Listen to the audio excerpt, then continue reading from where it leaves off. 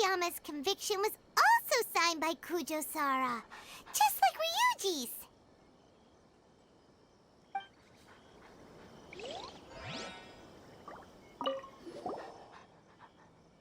Huh? That's weird. There's nothing here.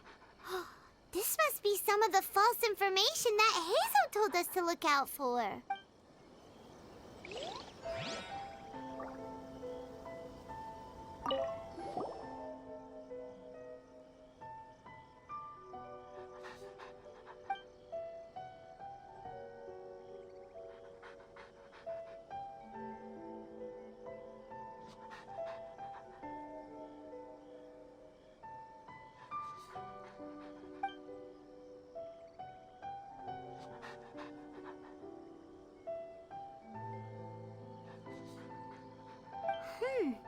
A synthetic toxin?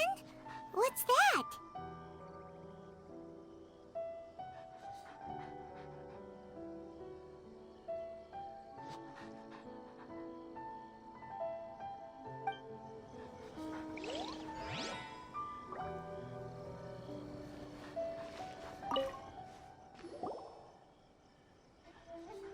So, what did you find?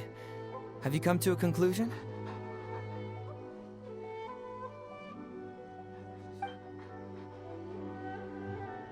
Really? You found the criminal's motive and means that quickly? Awesome. All right, let's talk about the motive first. What clue reveals the criminal's motive?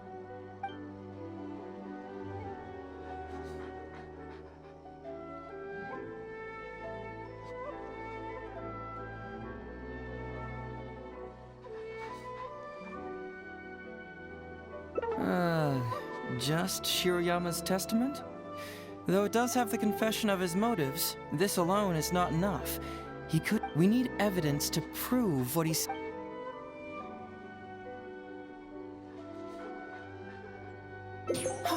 Excellent work! According to the victim's message, the two had deep conflicts. Although we cannot confirm whether the poison had been requested by the victim or not, it is true that Isamu used Shiroyama's family to blackmail him. Such circumstances could be enough motive for Shiroyama to commit the crime. But wasn't Takatsukasa Isamu good to Shiroyama? He even went to Shiroyama's house to bring health supplements. But maybe he didn't really bring health supplements. Maybe it was something bad. Is that what you think, Paimon? Well, we later found out that what Takatsukasa Isamu sent to Shiroyama's house was indeed health supplements. But if you consider the circumstances, what he sent wasn't important. What was important is that sending the supplements was actually a dangerous signal. Isamu was essentially implying, I can put anything in your wife's supplements at any time. If you really care about her safety, then get me what I want. So scary! Your assumption sounds like a real threat! You're not really that dark inside, are you? You don't really catch criminals by standing in the light, do you? Basically, these two clues work to verify each other, and the murderer's motive is confirmed. Now, all that's left is the means of the crime.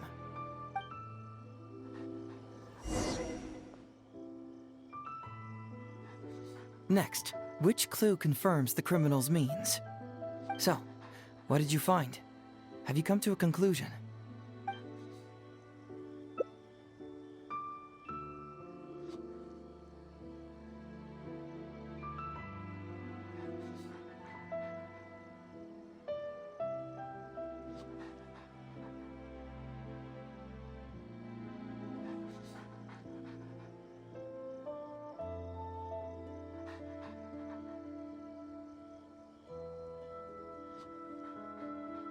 Bingo! The autopsy report confirms that the cause of death was a special toxin. The testament indicates that Shiroyama used his position as a forensic expert to mix the toxin into the cold medicine taken by the deceased. But is that really the truth? Is it not possible that the toxin was mixed into the fish liver paste? Well, according to the toxicology report, this white powder only dissolves in water. Neither rice nor the fish liver paste could be used as a carrier of the toxin. The cold medicine was the only option. Putting the poison elsewhere would not only fail to guarantee a lethal dose, but would also increase the chance of it being noticed by the deceased. Therefore, the means is also confirmed. Add that to the motive for the crime and... Whoa! So the murderer really was Shiroyama! Yep, pretty clear cut, wouldn't you say? Look, I really don't know what Sango is so suspicious about.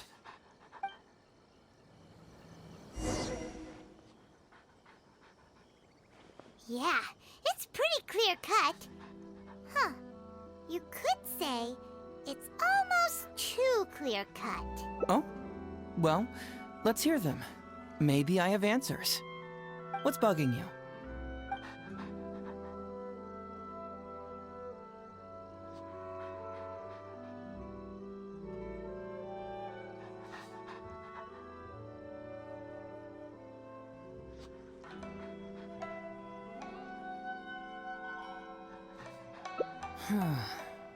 This also puzzles me.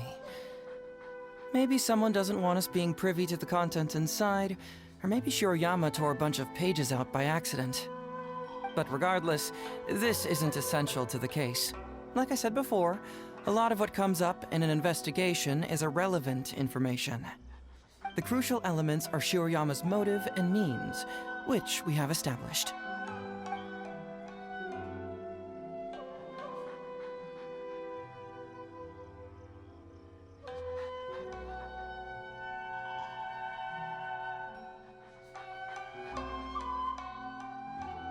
Maybe the report was wrong. The International Trade Association is a gathering place for merchants from all over. Countless merchants pass through the port of Rito every day. It's natural for there to be a couple of missing records here or there.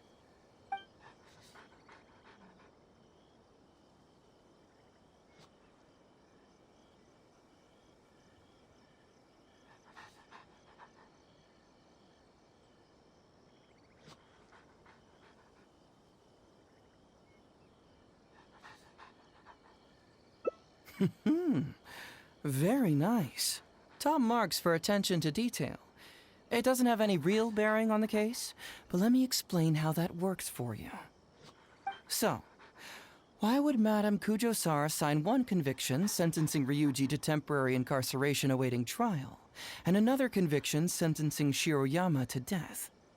You may have heard some rumors back at the station that when this case first came up, the Kujo clan higher-ups were in dire need of a scapegoat to keep the Takatsukasa clan off their backs. And poor Ryuji became the successful candidate. In less than a week, the conviction was drafted, sent to Madame Kujo-Sara, and signed. Allegedly, she knew what it was about as soon as she saw it, and signed it with no questions asked. But anyone who buys this story clearly doesn't know that much about Madame Kujo-Sara. She's the most principled person in the entire Tenryo Commission, for goodness sake. So, how would she respond to a case filled with unanswered questions and no confession from the suspect? Oh, you mean... Exactly. Before she signed it, she changed Ryuji's conviction from the death sentence to temporary incarceration. Ryuji escaped a disastrous fate without ever realizing it. Had Madame Kujo-Sara not changed his sentence, Sango would have been seeking justice for a dead man. Why was Sara so lenient with Ryuji? That's the wrong question. This wasn't about Ryuji, but Madame Kujo-Sara's principles. The conviction could have been for a Ryuji, a Guji, heck, even a Tanuki, and she would have made the same decision. Given the enormous pressure she was under at the time, I'd say she did the most she could. Don't you think? Pressure?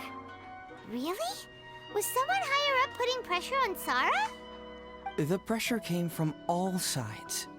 The deceased was the leader of the police station and the rising star of the Takatsukasa clan. All eyes were on this case. How this became reduced to the unimaginative rumor that Madame Kujo-Sara convicted Ryuji under pressure from her superiors, I have no idea. Ugh. Rumors here, conspiracy theories there. Oh, lies at every turn. Fortunately, Madame Kujo-Sara works in an open and transparent manner, and pays no heed to rumors like this. She just rolls her eyes and forgets all about them.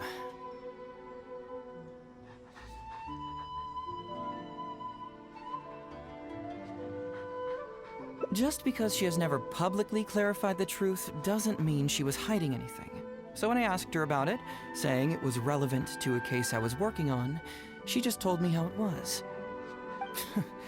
Believe me, in this case, more than any other, I have checked every last detail.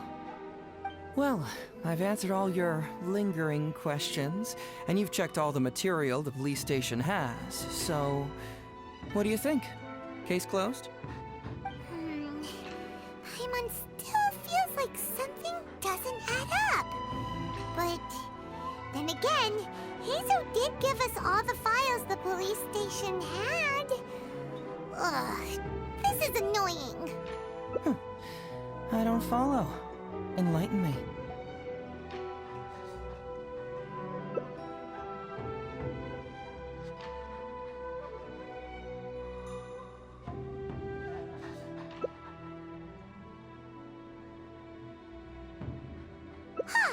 Right!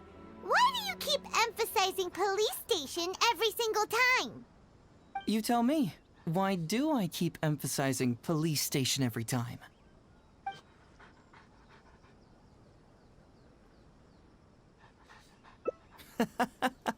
So we're finally here, huh? I was starting to think our investigation was about to end a little early. That would have been a real shame. Man alive, you finally saw through my little game. You're absolutely right. There is other information that the police station doesn't have. Reason being? It's my own evidence. And this evidence should help answer a couple of your questions more clearly. Why was the research log from the Office of Forensic Science blank? And where did the white powder come from? Aha! Paimon knew you were keeping secrets! Don't you have secrets too? No? Nope. Definitely not. Let's talk somewhere else. This isn't the best place for this discussion.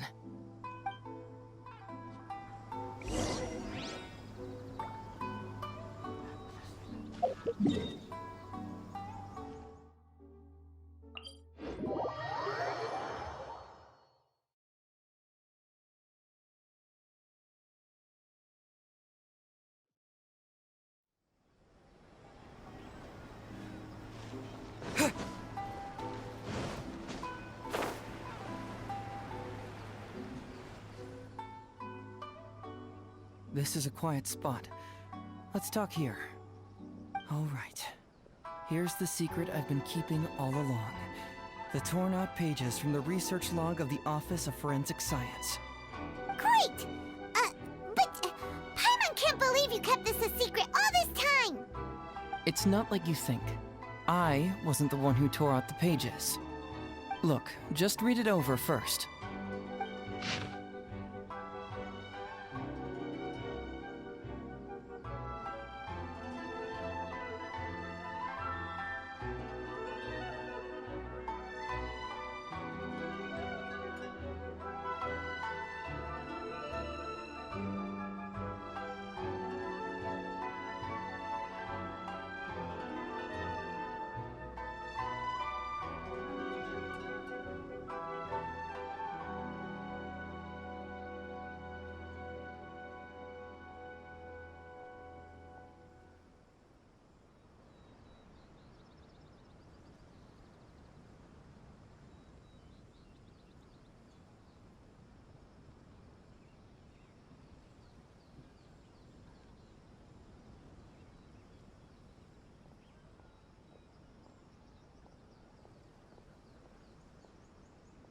Finished? Do you see now? The method used by the perpetrator to commit his crime wasn't by putting the white powder in the cold medicine.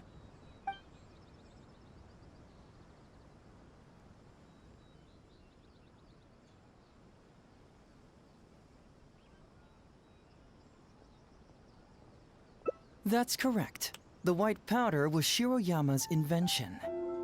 As a forensic doctor, he provided a special cold medicine for Takatsukasa Isamu. The autopsy report showed that this medicine contained a high volume of acidic fruit and vegetable extracts. Then, he tricked Ryuji into sending fish liver paste to Takatsukasa Isamu. When the two substances were taken together, a toxic dose of the substance formed in his body. This is the real modus operandi. Oh, that's awful! One was medicine, and the other was an expensive nutritional supplement.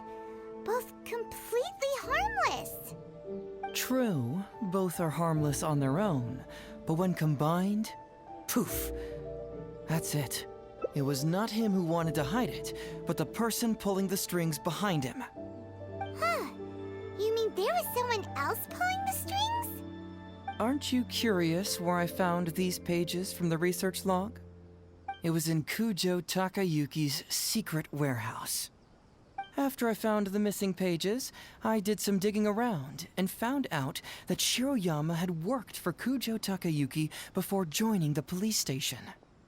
The Kujo clan secretly provided Shiroyama with funds to study forensic science. I guess you could say that Kujo Takayuki's investment paid dividends in this case.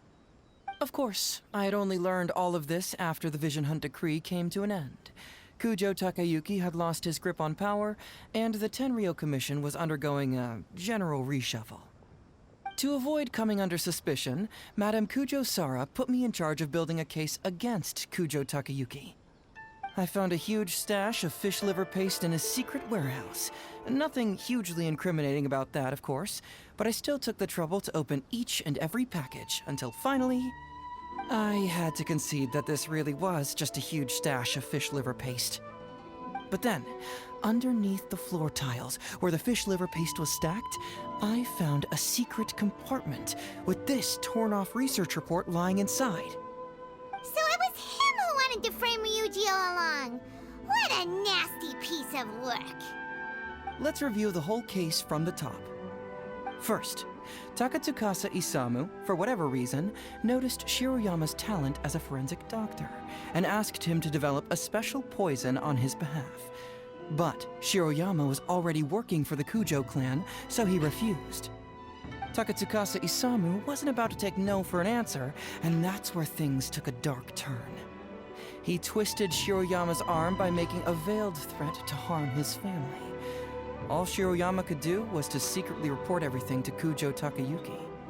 When Takayuki learned what was happening, he instructed Shiroyama to pretend to cooperate with Takatsukasa Isamu, then kill the latter with the white powder once it was fully developed.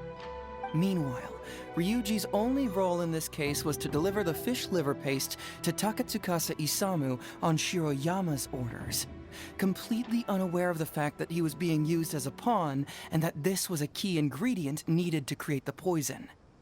After the incident, Kujo Takayuki hoped to make Ryuji the fall guy, until the death sentence was stalled when it reached Madame Kujo Sara. In the meantime, Sango had begun her own investigation. Kujo Takayuki grew nervous that the truth would get out, so he threw Shiroyama to the wolves, hounding him to death and erasing all traces of contact between the two. And yet, he wanted to keep this secret formula, so he hid it. Greedy guy, that Takayuki. He must have wanted to have it on hand just in case he needed to employ it again in the future, and make someone else disappear. This Kujo Takayuki is an evil lunatic! We've got to report this to A. Whatever his current punishment is, it needs to be 10 times worse! That would be practically impossible. One research log found in his warehouse doesn't prove anything. Even I can think of 100 excuses. Besides, Ryuji directly contributed to Takatsukasa Isamu's death by delivering the fish liver paste to him. The fact that he was unaware of the true nature of the situation doesn't matter. But he's still innocent, right? Isn't it just a coincidence? Paimon really doesn't get how the law works. Legally speaking, the judge would most likely rule that it was accidental. But in practice, Ryuji may still have to end up shouldering some responsibility. So basically, you've been hiding the truth all this time to protect Ryuji. Mental trauma doesn't heal as easily as physical wounds. My biggest worry is that Ryuji would struggle to cope if he knew the truth. He's like an innocent child. He freely gives his trust and his love to everyone that treats him well. That's why he thought of Takatsukasa Isamu as a father figure. I'm pretty sure that to this day, he has never paused to wonder whether Takatsukasa Isamu was actually a good person, or if Sango just hired him as a gopher, or why I left the detective agency. If he found out the facts about Takatsukasa Isamu, I'm afraid it would crush him.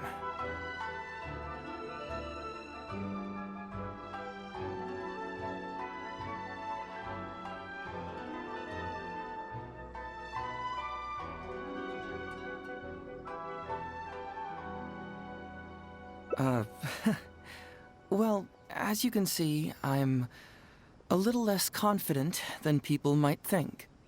To prevent Ryuji from getting hurt, I covered up the truth. But by doing so, have I held him back? Did I do the right thing? I couldn't turn to anyone for help, and everyone around me thinks I'm so smart, that I should just be able to handle every case on my own. Even if I tried to discuss it with them, they'd just say, "Don't be ridiculous, Mr. Heizo, no problem's too difficult for you." But you're different. Unlike them, you don't have that kind of prejudice towards me. You've traveled far and wide and have had all kinds of experiences. It must have taught you a lot. Most importantly, my intuition tells me that you're someone special, that I can trust you and that you can help me. Right? So, I'd like you to be the one to decide whether we should expose the truth or not. Oh, you don't need to tell me what you decide, and you certainly don't need to decide right now. Let's just say I'm leaving this teensy-tiny matter up to you. All right, let's head back to the detective agency. You can mull it over on the way. Once you've made up your mind, just tell Ryuji and Sango your verdict.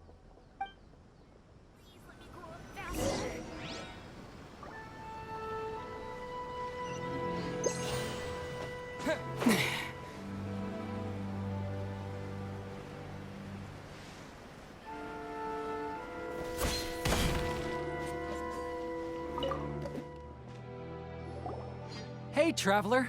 Hey, Detective Heizo. You're back already, huh? I bet you're tired. Well, I just bought some tonkatsu.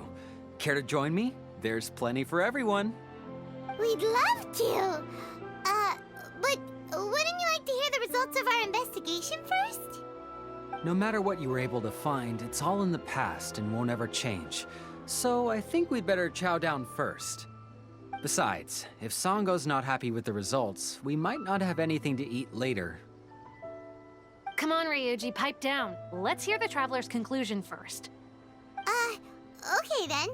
Over to you, Heizo and Traveler. Don't worry, just tell us your findings. Everyone trusts you, as do I.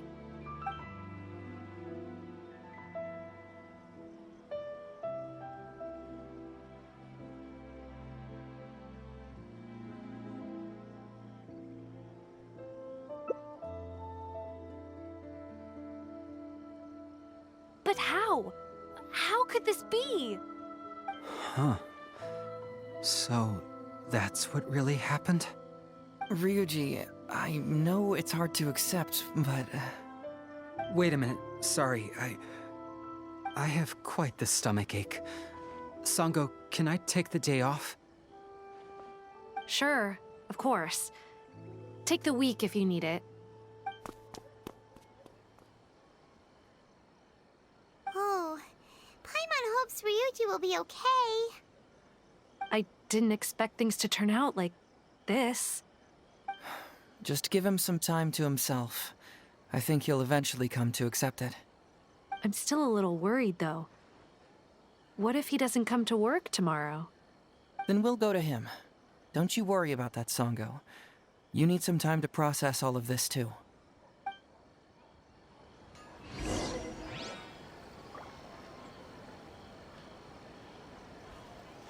I'm at a loss for words right now. Please, just leave me be.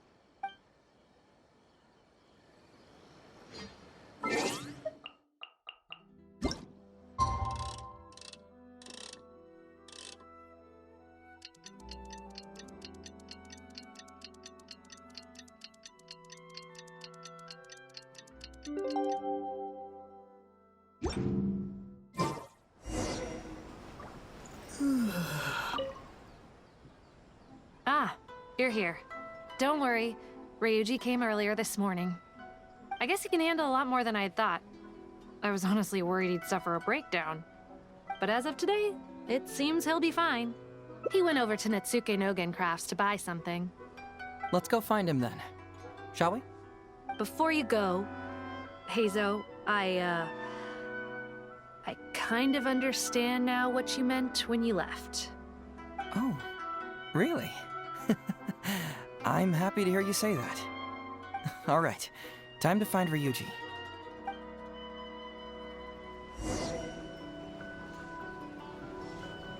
Wait, aren't you going to say Ryuji? Huh. Now that I think about it, it's like a slap in the face. He said, some things will always be more important than the truth.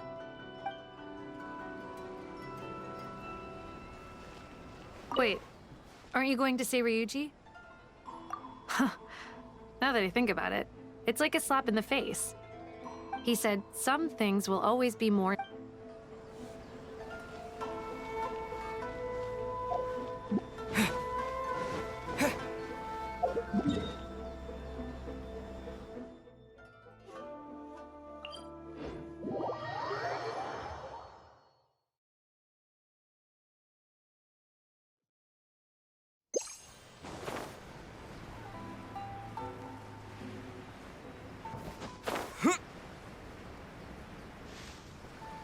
Look!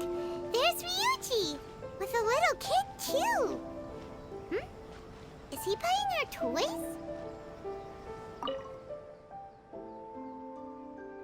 Uncle Ryuji, was my daddy handsome? I've never seen what he looked like. Of course. Takatsukasa Isamu was a very handsome man. Also, it's not uncle. Call me brother. But you look so old. Well, I'm still your brother. Huh? How come? Because he treated me like a son. Huh? Who are you guys? We're friends with your big brother Ryuji, and with your father too. Oh, really? Yay! I've met loads of my daddy's friends today. Can you tell me some stories about him? I really want to hear them. Sure. Why, I know enough stories about your old man that if I started talking now, you'd be all grown up before I finished them. Wow, that's amazing! Well, I don't want to grow up too soon then. Maybe when I'm 100. No, 200 years old. No, 300 years old. Yep, I'm gonna wait until I'm 300 years old before I become a grown-up, so that I can make sure I finish all the stories first.